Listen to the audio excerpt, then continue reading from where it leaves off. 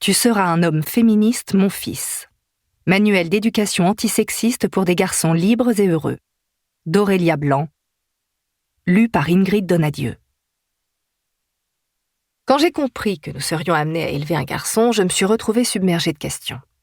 Et oui, parce qu'à mon grand dame, on n'a pas encore mis au point le vaccin qui permettrait d'immuniser nos gamins contre le sexisme, lequel, malgré toutes les bonnes intentions du monde, continue gentiment de proliférer.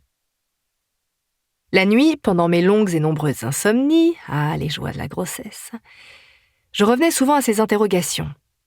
Qu'est-ce que ça implique concrètement d'élever un petit garçon dans une optique féministe ? Y a-t-il une méthode infaillible, des trucs que nous sommes censés faire absolument sous peine de voir débarquer un jour mini-macho à la maison ?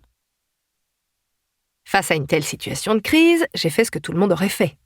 J'ai posé la question aux internets.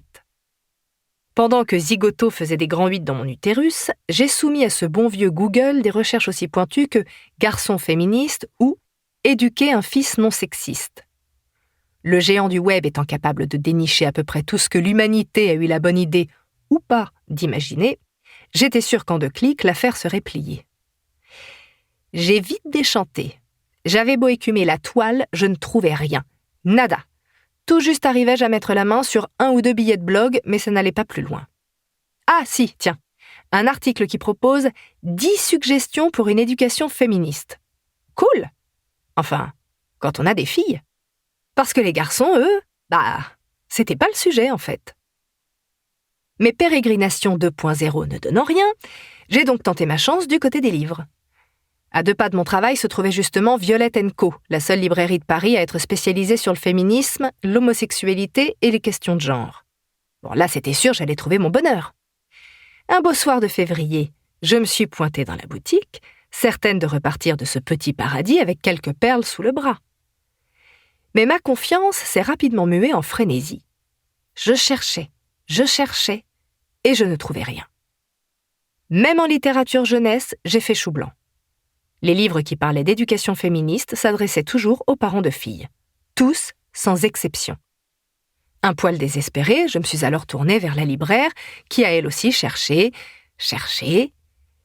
jusqu'à s'avouer vaincue, et moi avec. C'est un livre qui restait à écrire, a-t-elle conclu. Elle ne croyait pas si bien dire. En rentrant chez moi, ma décision était prise. Puisque c'était comme ça, j'allais l'écrire, ce livre. Dès lors, je me suis mise à compiler tout ce qui, de près ou de loin, pouvait m'aider à répondre à cette question. Études universitaires, témoignages, articles, je m'intéressais à tout. Et j'ai dû me rendre à l'évidence, à l'intersection du féminisme et de l'éducation, on parlait assez peu des garçons.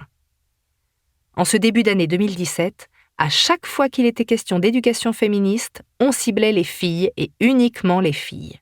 Au moment où je me suis lancée dans ce projet, l'écrivaine nigériane Chimamanda Ngozi Adichie publiait « Cher Ijeawele » ou un manifeste pour une éducation féministe. Sous forme d'une lettre, elle répond à son amie Ijeawele, une jeune maman qui s'interroge sur l'éducation à donner à sa fille. Gros carton en librairie, ce petit livre n'était pas le premier à s'emparer du sujet. En 1973, la pédagogue italienne Elena Giannini Bellotti avait écrit « Du côté des petites filles », un essai lui aussi retentissant, tiré à 250 000 exemplaires en France, dans lequel elle appelait, enquête sociologique à l'appui, à repenser l'éducation des filles. Ce que prônait déjà 60 ans plus tôt la psychiatre française Madeleine Pelletier dans « L'éducation féministe des filles » 1914, sorte de brochure pratique à l'usage des daronnes féministes. Aujourd'hui, les bouquins destinés à favoriser l'émancipation des filles, petites ou grandes, se sont taillés une place dans nos bibliothèques. Les parents disposent désormais de tout un tas de ressources, de jeux, de films, pour montrer à leurs gamines que l'égalité, c'est possible, qu'elles peuvent devenir et faire ce qu'elles veulent. Et ce n'est pas moi qui vais m'en plaindre. En quelques décennies, les femmes ont obtenu des droits, elles ont mis un pied dans la porte et ont commencé à arracher leur liberté. Logique donc que l'on ait quelque peu revu le logiciel éducatif qui prévalait jusque-là. Le hic, on s'en rend compte aujourd'hui, c'est que nous avons légèrement oublié de mettre à jour celui des garçons. Je suis heureuse que nous ayons commencé à élever davantage nos filles comme nos fils, mais cela ne marchera jamais tant que nous n'élèverons pas davantage nos fils comme nos filles, résumait ainsi la féministe américaine Gloria Steinem en 2015 dans une formule devenue célèbre.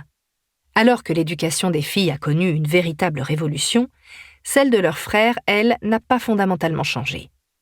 Du moins jusqu'à aujourd'hui.